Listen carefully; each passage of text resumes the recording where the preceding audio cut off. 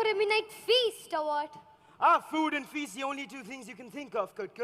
Besides, there's still a few hours left for midnight. For your information. If you get up and about, old man, any time becomes midnight. Oh, really? Like you go nuts every time you see a nut anywhere? Speaking of which, where did you get such a colossal walnut from? Never seen any bigger in my life before. Neither have I. And I am called the Nutty Professor by all the squirrels all across the meadows of Chiranbal. I spotted it yesterday, lying under the walnut tree by the little mirror pond on the way to the river. Tried rolling it down here, just couldn't. So today morning, I borrowed the wheelbarrow of Mola the Mole as he lay blissfully asleep in his burrow and have managed to bring it back home.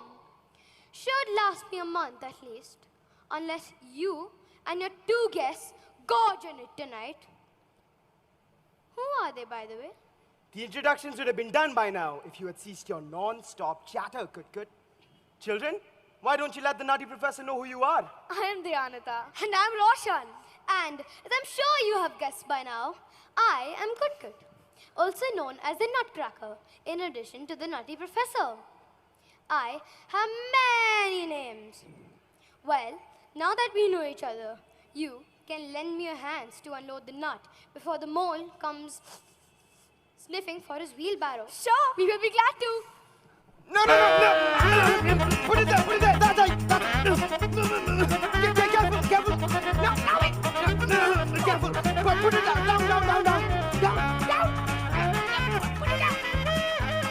There you go. Phew, that was a tough nut to control. Thanks for your help, not that you did much apart from poking me from time to time. Your journey awaits. But before you go, give me a hug. I love hugs.